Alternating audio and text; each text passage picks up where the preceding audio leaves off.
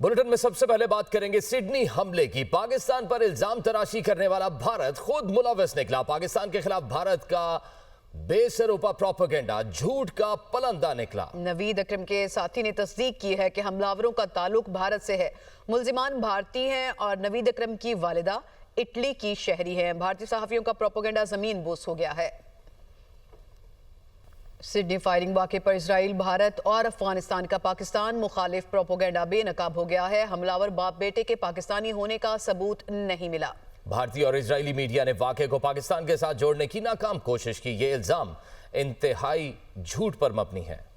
آسٹریلوی شہر سڈنی میں دہشت گردی، اسرائیل، بھارت اور افغانستان کا پاکستان کے خلاف گمراہ کن پروپیگنڈا بے نقاب۔ حسب روایت اس افسوسناک واقعے کے فوراً بعد اسرائیلی اور بھارتی میڈیا اور ان سے جڑے سوشل میڈیا اکاؤنٹس سرگرم ہو گئے۔ اس واقعے کو پاکستان کے ساتھ نتھی کرنے کی ناکام کوشش شروع کر دی۔ راز سے منسلک سوشل میڈیا اکاؤنٹس پاکستان کے خلاف زہریلے پروپیگنڈے میں مصروف ہو گئے۔ ہندوستانی میڈیا نے پروپیگنڈا کیا ساجد اکرم ٹورسٹ ویزا پر آسٹریلیا گیا تھا، جبکہ بتایا گیا کہ ساجد اکرم 1998 میں اسٹوڈنٹ ویزا پر گیا تھا۔ 2001 میں وارینا نامی آسٹریلوی خاتون سے شادی کے بعد پارٹنر ویزا میں تبدیل ہوا۔ آسٹریلین ہوم منسٹر ٹونی بیورک کا بیان ان حقائق کی توثیق کرتا ہے۔ ریکارڈز کے مطابق ساجد اکرم اور نوید اکرم کے پاکستانی ہونے کا ثبوت نہیں۔ ساجد اکرم 10 سال سے آسٹریلیا کے ایک گن کلب کا ممبر ہے۔ اس سے 6 لائسنس شدہ ہتھیار بھی برآمد ہوئے۔ اسرائیلی اخبار یروشلم نے حقائق جانے بغیر منظم ایجنڈے کے تحت حملہ آوروں کو پاکستانی قرار دیا۔ اسرائیلی اخبار کی طرز پر بھارتی خفیہ ایجنسی راز سے منسلک سوشل میڈیا اکاؤنٹس نے بھی پہلگام فالز فلیگ کی طرز پر منظم طریقے سے پروپیگنڈا شروع کر دیا۔ پاکستان کے ریکارڈ کے مطابق اگر یہ باپ بیٹا ساجد اکرم اور نوید اکرم پاکستانی ہوتے تو اتنا وقت گزرنے کے بعد پاکستان میں موجود ان کے بقیہ خاندان کے بارے میں تفصیلات کا موجود نہ ہونا بھی ان کی شناخت پر سوال اٹھاتا ہے۔ آسٹریلیا میں موجود پاکستانی حکام کے مطابق تاحال پاکستانی کمیونٹی سے ان کے پاکستانی ہونے کے بارے میں کوئی اطلاعات موجود نہیں ہے۔ پوری دنیا اس بات پر متفق ہے کہ دہشت گردی ایک عالمی مسئلہ ہے اور افغانستان اس کا گڑھ بن چکا ہے۔ واقعے کے دوران کی جانے والی فائرنگ افغان طالبان کی اس طرح کے واقعات میں طریقہ واردات سے مماثلت رکھتی ہے۔ سڈنی واقعے کے مسلمان ہیرو احمد ہر دل عزیز بن گئے۔ احمد پر انعامات کی بارش، لاکھوں ڈالر جمع ہو گئے۔ احمد نے جان پر کھیل کر بہادری سے ایک حملہ آور کو دبوچ لیا تھا۔ حملہ آور کا اسلحہ چھین کر کئی لوگوں کی جانیں بچائیں۔ بازو پر 2 گولیاں لگنے کے باوجود بہادر احمد انتہائی ہمت سے جاری رہے۔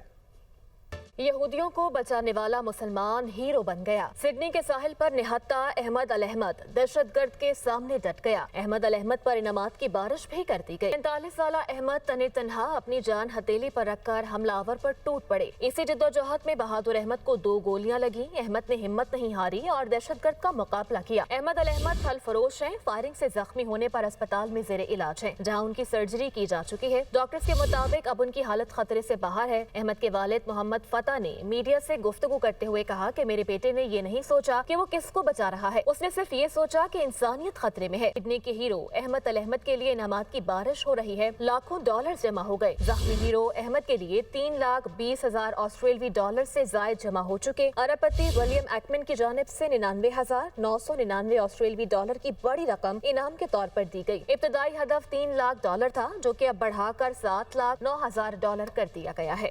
سیکیورٹی فورسز کا ڈی آئی خان کے علاقے کراچی میں انٹیلیجنس بیسڈ آپریشن 7 خوارج جہنم واصل کر دیے گئے۔ آئی ایس پی آر کے مطابق فائرنگ کے تبادلے میں نائک یاسر خان جام شہادت نوش کر گئے۔ مارے گئے خارج سے اسلحہ اور گولہ بارود برآمد۔ ہلاک ہونے والے خارج علاقے میں دہشت گردی کی متعدد کارروائیوں میں ملوث سے علاقے میں مزید ممکنہ دہشت گردوں کے خاتمے کے لیے سینیٹائزیشن آپریشن جاری۔ ملک سے غیر ملکی حمایت یافتہ دہشت گردی کا مکمل خاتمہ کیا جائے گا۔ اسٹیٹ بینک نے شرح سود میں 50 بیسس پوائنٹس کمی کر دی۔ شرح سود 11% سے کم ہو کر 10.5% ہو گئی۔ اسٹیٹ بینک نے نئی مانیٹری پالیسی کے اہم نکات جاری کر دیے۔ اعلامیے کے مطابق شرح سود میں مزید کمی کی گنجائش موجود تھی، اس کے باوجود محتاط مانیٹری پالیسی دی گئی۔ نئی مانیٹری پالیسی معاشی نمو کو سہارا دے گی۔ مہنگائی کی شرح مالی سال 2026 کے دوران 5 سے 7% کے درمیان رہے گی۔ عالمی منڈی میں اجناس کی قیمتیں نسبتاً معتدل رہنے کی توقع ہے۔ بڑی صنعتوں کی پیداوار مالی سال 2026 की पहली तिमाही में 4.1% के साथ बेहतर रही ऑटोमोबाइल, खाद और सीमेंट की फरोख्त में इजाफा हुआ। शोबे में गंदम की काश्त भी बेहतर रही। मुल्क की GDP ग्रोथ 3.25% से 4.25% के दरमियान रहेगी। वज़ीर-ए-आज़म शहबाज शरीफ की ज़ेर सदारत बिजली के शोबे में इस्लाहात से मुतालिक जायजा इजलास हुआ। शहबाज शरीफ को पावर सेक्टर रोड मैप पर पेशरफ्त पर ब्रीफिंग दी गई। बिजली की पैदावार, तरसील, डिस्कोस की निजकारी और पावर सेक्टर में दीगर इस्लाहात की पेशरफ्त पर उन्हें ब्रीफिंग दी गई। वज़ीर-ए-आज़म ने बिजली की तरसील कार कंपनीज, डिस्कोस और पैदावारी कंपनीज की निजकारी के अमल को तेज़ करने की हिदायत देते हुए कहा, बिजली के निज़ाम की निजकारी के जरिए मुल्क में मुसाबकत पर मबनी बिजली की मार्केट की तश्कील ही मुल्क में तवानाई के मसाइल का पायदार हल है।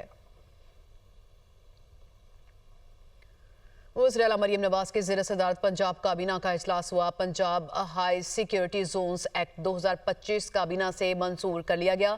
इस हादसा के तबी खराजात से मुतालिक समरी की भी मंजूरी दे दी गई। लोकल गवर्नमेंट सर्विस रूल्स 2018 में तरमीम की समरी काबीना में पेश। इमाम मस्जिद साहिबान को एजाज़िया देने की पॉलिसी मंजूर की गई। NFC अवार्ड पर अमल दरामद की शिशमाही रिपोर्ट भी काबीना में पेश की गई। मसीही और हिंदू शादी लाइसेंस के इजरा और रजिस्ट्रार तकर्री की समरी भी पेश की गई। प्रॉपर्टी कवानीन में तरमीम की तजवीज़ काबीना ने मंजूर कर ली। मलकियती हुकूक देने से मुतालिक ग्रांट की शराइत भी काबीना से मंजूर। टेलीकॉम टावर्स के लिए सरकारी राजी लीज की शराइत काबीना ने मंजूर कर ली। यहां आपको बताएं कि धुंध के बायस मोटरवे कई मकामात पर बंद है। M3 दरखाना से रजाना तक बंद है। तर्जुमान मोटरवे पुलिस के मुताबिक M4 गोजरा से मुल्तान तक बंद है। मोटरवे M5 मुल्तान से ज़ाहिर पीर तक बंद है। मुसाफिर गैर जरूरी सफर से गुरेज करें। धुंध के बायस मोटरवे कई मकामात से बंद है। M3 दरखाना से रजाना तक बंद है। तर्जुमान मोटरवे पुलिस ने यह बताया कि M4 गोजरा से मुल्तान तक बंद है। मोटरवे M5 मुल्तान से ज़ाहिर पीर तक बंद है। मुसाफिर गैर जरूरी सफर से गुरेज करें। PTI अकाउंट्स दहशतगर्द तंजीमों के ट्रेंड बनाने के लिए इस्तेमाल किए जाते हैं। यही अकाउंट्स TTP, BLA और इजराइल के हक में ट्रेंड्स बनाते हैं। ये कहा गया वज़ीर मुमलिकत दाखिला तलाल चौधरी की जानिब से। एक ट्वीट के पैसे वसूल करके ट्रेंड बनाए जाते हैं। PTI सोशल मीडिया पर ट्रेंड्स बनाने के लिए मुख्तलिफ कंपनीज की खदमात हासिल की जाती हैं। चंद कंपनीज को ट्रेंड और हैशटैग्स बोलियां लगाकर बेचे जाते हैं। सोशल मीडिया पर मुल्की इदारों के खिलाफ मज़मूम मुहिम चलाई जाती है। ये भी उनकी जानिब से कहा गया। इनके ट्रेंड्स, इनकी सोशल मीडिया एक्टिविटीज़ वो ऑर्गेनिक नहीं है, वो नेचुरल नहीं है, बल्कि वो पेड हैं।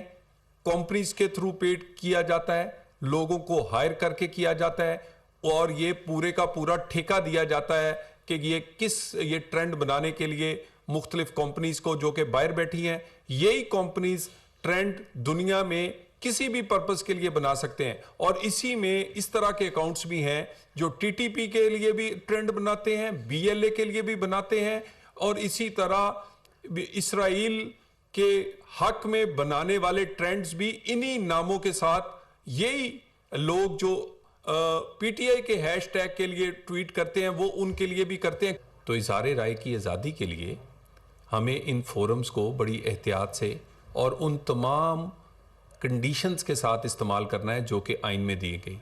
और ये कंडीशन सिर्फ पाकिस्तान में नहीं है, ये पूरी दुनिया में इज़हार राय की आज़ादी मादर पिदर आज़ादी नहीं है, बल्कि कुछ ना कुछ उस पर कंडीशन ज़रूर होती है। इनको इंतबाह किया जाता है कि अगर आप चंद पैसों के लिए ऐसे ट्रेंड्स का हिस्सा बनते हैं जो कि मुल्क के अगेंस्ट जाते हैं तो ना करें, नहीं तो किसी वक्त आपको कानूनी कार्रवाई फेस करनी पड़ रही है। वफाकी वज़ीर सेहत मुस्तफ़ा कमाल कहते हैं, दुश्मन भी मुझ पर माल बनाने का इल्ज़ाम नहीं लगा सकता। वजारत को जूते की नोक पर रखता हूँ। हमने माजी में भी काम करके दिखाया, हमारे DNA में काम करना है। कराची में तकरीब से खिताब करते हुए उन्होंने कहा कि आपको मुआशी बहरान से IMF नहीं, कराची निकाल सकता है। कराची दूध देने वाली गाय है, इसे चारा तो खिलाओ। आज मेरा दुश्मन भी मुझ पर 1 रुपए भी हराम कमाने, चोरी करने का इल्जाम नहीं लगा सकता। हमारे DNA में काम करना है। आपको IMF जो है वो पाकिस्तान को इस इकोनॉमिक कोगमायर दलदल से नहीं निकाल सकता, कराची निकाल सकता है। ये दूध देने वाली गाय को चारा तो खिलाओ भाई। कराची चलेगा तो पाकिस्तान चलेगा, इसके ऊपर किसी को कोई दो राय नहीं है। पूरा बैंकिंग का निजाम हमारे पास है। 50% पाकिस्तान की एक्सपोर्ट से ज्यादा यहां पर हमारे पास है। उस शहर में पीने का पानी 90% पीने का पानी जो है वो लोग खरीद कर पी रहे हैं। हमारे ही लाइनों का पानी कहीं कोई चोरी करके हमें ही बेच रहा है। और कोई ठेले वाला टैंकर बेचने का काम करता है, कोई परचून की दुकान वाला कोई कर सकता है? बड़े बड़े लोग हैं। ये वाहिद पार्टी है, ये वाहिद, कोई अपने लीडर के खिलाफ नहीं जाता। ये वाहिद पार्टी है जिसने अपना लीडर फारिग किया है कि करते कि कोई हर आदमी जो है वो हम भी जी भाई करते थे भाई 20-20 सालों तक, लेकिन एक हद हो गई ना, एक हद हो गई, उसके बाद हमने बगावत कर दी है। Chairman NIRC justice retired Shaukat Aziz Siddiqui अपने ओहदे से मुस्ताफी। चेयरमैन NIRC शौकत अजीज सिद्दीकी ने जाती वजूहात की बिना पर इस्तीफा दे दिया। दस्तखत कुनिंदा को 2 दिसंबर 2024 को चेयरमैन NIRC तैनात करने का नोटिफिकेशन जारी हुआ। नोटिस के मुताबिक 4 दिसंबर 2024 को चेयरमैन NIRC का ओहदा संभाला। जाती वजूहात की बिना पर अब दस्तखत कुनिंदा के लिए अपनी जिम्मेदारियां अदा करना और फराइज अंजाम देना मुमकिन नहीं रहा।